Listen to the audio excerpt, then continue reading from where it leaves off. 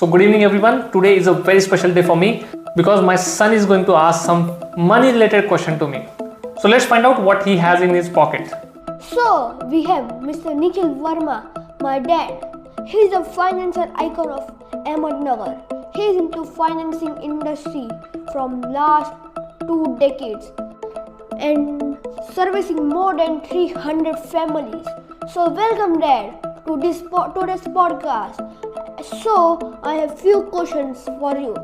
My first question is, are you ready? Yes, I am ready. What is your thought on money and why it is important? Money is the central part of our life. Everything is revolving around the money. Money will decide the house you will live in. Money will decide the cloth you wear. Money will decide the food you will eat. Money will decide which school your kid will go. Your money will decide where you will take the holidays. So everything is revolving around the money in our life. So money is the most important thing in our life. My second question is, there is saying that money can buy happiness. What do you say on this? People take it in a wrong perspective. If money can't buy happiness, neither the lack of money. It is better to cry in BMW rather than crying on a bicycle. My third question is, today there are a lot of opportunities around us, but still people are facing money problem. Why it is so? You are absolutely right, Ranbir. Our ancestors were happy to live with limited resources. Because as an investor, your only goal is to grow your money at the rate at which your country is growing. And in last 40 years, India is growing at 14% per annum. Our Dada Pardada used to get 12 to 13% return on fixed deposit, 11 to 12% return on PPF. So there were no gap between the rate at which your country is growing and the return you are getting on your investment. But in today's world, you are getting 5 to 7% return on fixed deposit. That means there is a huge gap between the rate at which your money is growing and the rate at which your country is growing. So we need to look at the other asset class where we are able to fill this gap. In last 20-30 years ago, people won't make money because there was a lack of technology. And in today's world, people won't make money going forward because there is access to a lot of technology. So you need to focus on what you are consuming today as an investor. You need to become limited version of yourself. My fourth question for you.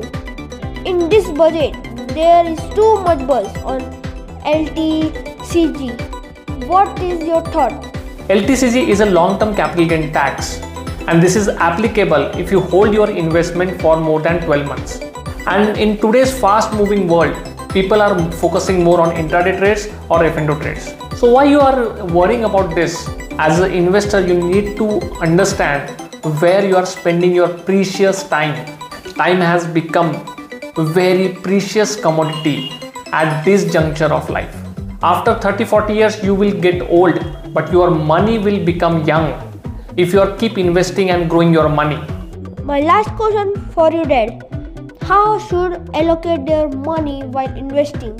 So this is very important question. You know, if I like gold, I keep investing in gold. If I like real estate, I will keep pouring my money into real estate. If I'm an equity investor, I will invest all my money into equity because I believe in equities. But you need to understand this. Every asset class has a cycle.